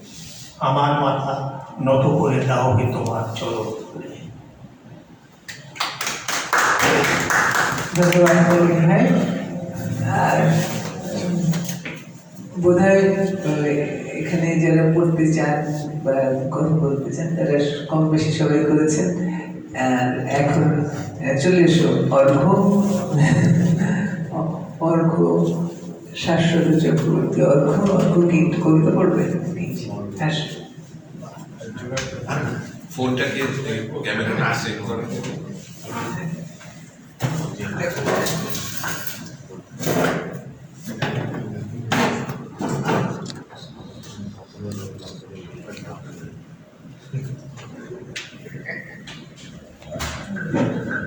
ধন্যবাদ যুক্তকে এবং ম্যামকে আমাকে সুযোগ করে দেওয়ার জন্য। আমি ম্যামকে এখানে বসেই অনুরোধ করেছি হোয়াটসঅ্যাপের মাধ্যমে যেন আমাকে পড়ার সুযোগ দেওয়া হয়। আসলে এখানে যারা বসে আছেন আমার সামনে সকলেই আমার পরম শ্রদ্ধেয়। আমি আগে কখনো আবৃত্তি করিনি, আজকে আপনারা যখন সবাই পড়ছিলেন সেগুলো দেখে শুনেই আমার একটু আগ্রহ হলো আপনাদের সামনে একটি কবিতা আবৃত্তি করার। আমার যে কোনো ভুল ত্রুটি সবাই ক্ষমা সুন্দর দৃষ্টিতে দেখবেন এই অনুরোধ করছি। আসলে এমন একটি কবিতা পড়ব যে কবিতাটি আমার জীবনের প্রথম পড়া কবিতা। আমাদের ছোটবেলায় আমাদের স্কুলের পাঠ্য বইতে আমরা কবিতাটি পড়েছি। হয়তো কিভাবে পড়তে হবে আমি সঠিক নিয়মে পড়তে পারবো না, আমি আমার মতো করেই পড়বো, আশা করি সবার ভালো লাগবে। কবিতাটির নাম আমাদের ছোট নদী, লিখেছেন রবীন্দ্রনাথ ঠাকুর। আমাদের ছোট নদী চলে বাঁকে বাঁকে, বৈশাখ মাসে তার হাঁটু জল থাকে। পার হয়ে যায় গরু, পার হয় গাড়ি, দুই ধার উঁচু তার, ঢালু তার বাড়ি। চিকচিক করে বালি, কোথা নাই কাদা, এক ধারে কাশবন, ফুলে ফুলে সাদা। কিচিমিচি করে সেথা, শালিকের ঝাঁক, রাতে ওঠে থেকে থেকে শেয়ালের হাত। তীরে তীরে ছেলে মেয়ে নাহিবার কালে, গামছায় জল ভরি গায়ে তার ঢালে। সকালে বিকালে কবু নাওয়া হলে পরে, আঁচলে ছাকিয়া তারা ছোট মাছ ধরে। আষাঢ়ে বাদল নামে নদী ভর ভর, মাতিয়া ছুটিয়া চলে ধারা খরতর। দুই কূলে বনে বনে পড়ে যায় সারা, বর্ষার উৎসবে জেগে ওঠে পাড়া। ধন্যবাদ। অনেক ধন্যবাদ অর্ঘ্য। আমরা আসলে এক সন্ধ্যায় বহুজন রবীন্দ্রনাথকে নিয়ে কথা বলতে পারবো মানে ভাবাও সম্ভব না, তবু আমরা একটু তার নানান দিককে বলার চেষ্টা করলাম। আসলে রবীন্দ্রনাথ বোধহয় সৃজনশীল ক্ষেত্রে এমন কোনো ক্ষেত্র নেই যেখানে না তার পায়ের চিহ্ন রেখেছেন। তো এরকম বলা হয় যে যদি আজকের দিনে রবীন্দ্রনাথ বেঁচে থাকতেন এই সময়ে, এই শতাব্দীতে, তাহলে হয়তো রবীন্দ্রনাথ টিকটকও করতেন। এরকম কিছু নেই যে না করেছেন, সিনেমা বানাতেও গিয়েছিলেন। আসলে তার জীবন দশের সিনেমা তো প্রথম যুগের দিক। তো যাই হোক, তো সেই যে তার যে কৌতুকপ্রিয়তার দিকটি, সেইটি আমি একটা ছোট্ট তার চিঠি পাঠ করে তারপর একটু গান শুনে আজকে এই শেষ করব। তার আগে বলছেন প্রসঙ্গক্রমে যে রবীন্দ্রনাথ তার যে জমিদারি, পৈতৃক সূত্রে তাদের যে জমিদারি ছিল বাংলাদেশ অঞ্চলে, সেই জমিদারি তদারকির জন্য তাকে আসতে হতো দীর্ঘকাল, এবং সেই সময়ে পদ্মায় তিনি যে বোটে ঘুরে বেড়াতেন, সেখান থেকে রচিত হয়েছে অজস্র কবিতা গান, তার লেখালেখি। সেই রকম সময়ে তিনি একেবারে তার জীবনের শুরুর দিকেই বলা যায় 29-30 বছর বয়স যেরকম সময়, 1891 সালে তিনি যখন বোটে করে ঘুরে বেড়াচ্ছেন প্রতিশরের দিকে, সেইখানে কাছের বাড়িতে তিনি বসে বসে লেখার চেষ্টা করতেন। প্রজারা আসতেন, তাদের কথাও শুনতেন, আর ওই বোটে ঘুরে বেড়াতেন যখন, তখনও লিখতেন দিনরাত। আর কাছের বাড়িতে বসে শুনতে হতো সবার কথা, জমিদারি দেখার কাজ হিসেবে। এসব কাজে তার খুব ভালো লাগতো তা না, ফলে তিনি একটু ভিন্ন ধরনের জমিদার হিসেবেই কিন্তু সেই সময়ে তার অনেক কাজের, মানে ভিন্ন রকমের কাজের চিহ্ন রেখে গেছেন। সেটা নিয়ে আজকে আর কথা বলতে গেলে আবারও অনেক সময়ের ব্যাপার হবে, আমি তার মধ্যে যাচ্ছি না। তো তিনি তার সেই সময়ে এলাকার সমস্ত মানুষদের জন্য কি কি করা যায় সেই ভিন্ন চিন্তার অনেক উদ্যোগ নিয়েছেন, অনেক কিছু করেছেন। তো সেইখানে বসে তিনি সেসব করতেনও, আবার লিখতেনও। তার স্বভাববশত তিনি লিখতেই থাকতেন আর কি। তো এই লেখালেখির এই সময়, বাংলাদেশের এই সময়গুলো থেকে তিনি ছিন্নপত্র, যে তার যে বিখ্যাত পরবর্তীকালে গ্রন্থ আকারে সেটা, তো এই ছিন্নপত্রে কিন্তু অসম্ভব রকমের তার এই কৌতুকপ্রিয়, রঙ্গপ্রিয় মনের পরিচয় পাওয়া যাবে তার চিঠিগুলোর ভিতর দিয়ে। যে চিঠিগুলো তিনি লিখছেন তার ভাইয়ের কন্যা, অনেকেই জানেন যিনি ঝড়ের স্বপ্নভঙ্গ, সেইখানে কিন্তু ওই বাড়িতে লেখা, তার ভাইয়ের বাড়িতে। তো ইন্দিরাকে তিনি যে চিঠি লিখছেন, সেই চিঠির মধ্যে একটি ছোট্ট চিঠি জায়গা, এই বিষয়গুলো মানে খুব, আমার তো খুবই মজা লাগে। তিনি বলছেন একজন ব্যক্তি সম্পর্কে কথা, কিন্তু কিরকম নির্মোহ মজা করে বলছেন। আমি যখন তোকে চিঠি লিখতে শুরু করেছি, কারণ এই চিঠিটা, তখন এখানকার একজন আমলা, মানে ওই কাছারি বাড়ির আমলা, তার দারিদ্র, দুঃখ, বেতন বৃদ্ধি এবং তার পরিগ্রহের আবশ্যকতা নিয়ে ভারী বক বক করছিল। সে বকে যাচ্ছিল আর আমি লিখে যাচ্ছিল। শেষে এক জায়গায় থেমে তাকে সংক্ষেপে এইটুকু বুঝিয়ে দিলাম যে বুদ্ধিমান লোক যখন কোনো একটা প্রার্থনা পূরণ করে, তখন সেটা সঙ্গত বলেই করে, একবারের জায়গায় 5 বার বলা হলো বলে করে না। লোক এতবার রিকোয়েস্ট করে যাচ্ছে না, বলেছে যে হ্যাঁ করবেন, তারপরেও বলে যাচ্ছে, নীতি থামছেন না। ভাবলো এমন একটা সুন্দর জ্ঞানগর্ভ কথার পর সে লোকটা একেবারে নিরুত্তর হয়ে থাকবে, কিন্তু দেখলো ফল তার বিপরীত হয়ে দাঁড়ালো। উল্টে সে আমাকে প্রশ্ন করলে, বাপ মায়ের কাছে ছেলে যদি সকল কথা না বলবে তবে কার কাছে গিয়ে বলবে? আমি উপস্থিত মতো তার কোন সদুত্তর দিতে পারলাম না। পুনশ্চ সেও বকে যেতে লাগলো, আমিও লিখে যেতে লাগলো। কোথাও কিছু নেই, খাওয়া বাপ মা হয়ে বসার বিষম লেখা। এইরকম অনেককে নিয়ে রবীন্দ্রনাথের এইসব মজার চিঠিতে উল্লেখ আছে। ওই যে আমরা পোস্টমাস্টারের সেই বিখ্যাত গল্পটা বলি, পোস্টমাস্টার রতনের গল্প, এই পোস্টমাস্টারকে নিয়ে ওই রকম একটা মজার চিঠি আছে, শুনতে কখনো পড়লে কেউ দেখবে। এইখানেই এই প্রতিশোধের কাছের বাড়িতেই আরেকটি এই চিঠিরই আরেকটি অংশে বলছেন, কাল যখন কাছারি করছি, গুটিপান ছেলে হঠাৎ অত্যন্ত সংযতভাবে আমার সামনে এসে দাঁড়ালে। কোনো প্রশ্ন জিজ্ঞাসা করতে না করতে একেবারে বিশুদ্ধ বঙ্গভাষায় আরম্ভ করে দিলে, পিত অভাগা সন্তানগণের সৌভাগ্যবশত জগদীশ্বরের কৃপায় হুজুরের পুনর্বার এতদেশে সমাগমন হইয়াছে। এমনি করে 8 ঘন্টা ধরে বক্তৃতা করে গেল। মাঝে মাঝে মুখস্থ বক্তৃতা ভুলে যাচ্ছিল, আবার আকাশের দিকে চেয়ে সংশোধন করে নিচ্ছিল। বিষয়টা হচ্ছে, তাদের স্কুলে টুল এবং বেঞ্চির অপ্রতুলতা হয়েছে।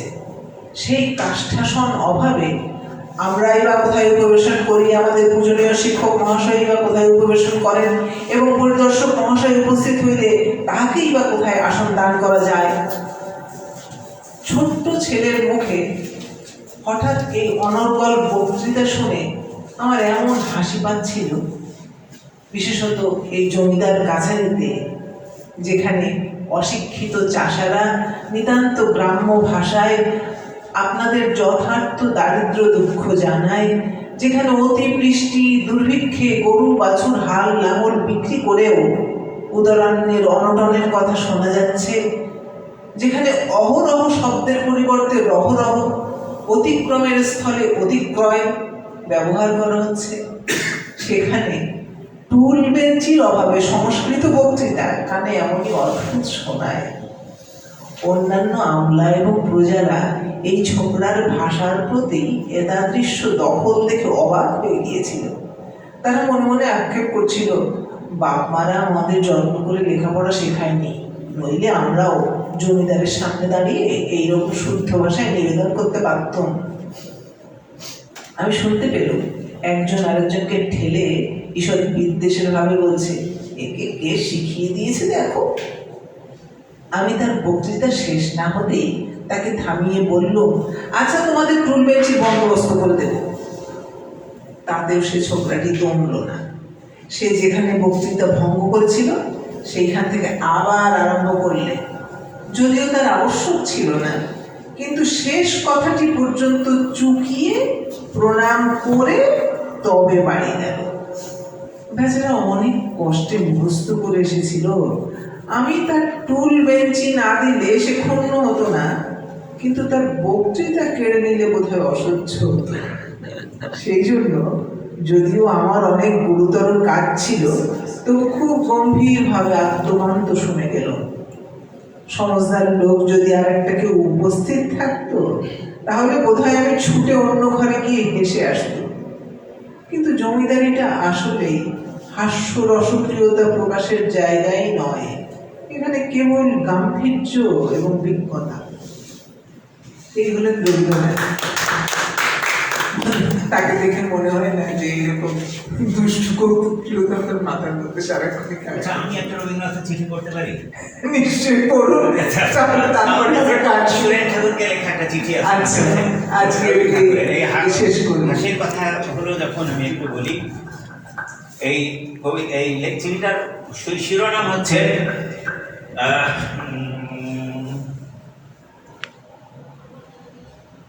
শিরোনামটা কি জানো? আচ্ছা, চিঠিটা শুরু করি। नासिक হইতে পুরার পত্র। कलकत्ता में चले गए रे सुरेन बाबू मेरा, सुरेन बाबू आसल बाबू सकल बाबू को सेरा। खुड़ा साहब को कहकर कैसा नहीं बतिया भेजो बच्चा, महीना भर कुछ खबर मिले ना ये तो नहीं अच्छा। टपल टपल कहाँ टपल रे कपाल हमारा मंदो, सकाल बेलाते नहीं मिलता टपल को नाम गंधो। घर को जाके कह को बाबा तुमसे हमसे बरकत, दो चार का लोग लिख दोगे इसमें क्या है हरकत।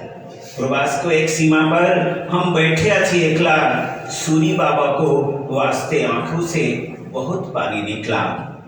सर्वदा मन केमन करता केदे उठता हृदय, भात खाता स्कूल जाता सुरेन बाबू निर्दय। मन का दुखे हु हु करके निकले हिंदुस्तानी, असंपूर्ण ठेकता कानी बंगाला का जवानी। मेरा ऊपर जुलूम करता तेरी बहन भाई, की करेंगा उठाए जाएगा भेवे नहीं पाई। बहुत जोर से गाल टिपता दोनों अंगली देके, बिलतिया पैनी बजना बजाता थे। कभी कभी निकट आके ठोट पे चिमटी काटता, कांची लेकर कोकड़ा कोकड़ा चूलगुलो सब छाटता। जज साहेब वो कुछ नहीं बोलता, नहीं रखा कर बेटा, कहाँ गयो रे जज साहेब की बेटा। गाड़ी चढ़ के लठीन पड़ के तुम तो जाता स्किल, छोटे नाम के चिमटी खा के हमारा बहुत मुश्किल। यदि के बाद पार्टी खेलने कभी जाता, जिम खाना में हिम छिम एवं थोड़ा बिस्कुट खाता। तुम छड़ा कोई समझे ना तो हमारा दुरावस्था, बहन तेरी बहुत मेरी खिल खिल करके हंसता। चिट्ठी लिखियो माँ के दियो बहुत बहुत सलाम, आज के मतो तबे बाबा विदाय होके गेलाम। এটা রবীন্দ্রনাথের চিঠি। ধন্যবাদ।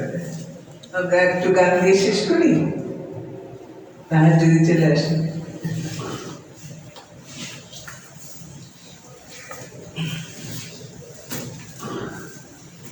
বিনা হারমোনিয়ামে যদিও গান করি না, কিন্তু এটা শখে গাচ্ছি রবীন্দ্রনাথকে শ্রদ্ধা জানিয়ে। আমার ভক্তি আলোয় আলোয় এই আকাশে, আমার ভক্তি আলোয় আলোয়, আমার ভক্তি ধুলায় ধুলায় ঘাসে ঘাসে এই আকাশে, আমার ভক্তি আলোয় আলোয়। দেহ মনের সুদূর পারে হারিয়ে ফেলি আপনারে, দেহ মনের সুদূর পারে হারিয়ে ফেলি আপনারে। গানের সুরে আমার মুক্তি ঊর্ধ্বে ভাসে এই আকাশে, আমার মুক্তি আলোয় আলোয়, আমার মুক্তি স্বর্গ জনের মনের মাঝে। দুঃখ বিপদ তুচ্ছ করা কঠিন কাজে, আমার মুক্তি স্বর্গ জনের মনের মাঝে। দুঃখ বিপদ তুচ্ছ করা কঠিন কাজে, বিশ্বভাতার যজ্ঞশালা আত্মহোমের বহ্নি জ্বালা।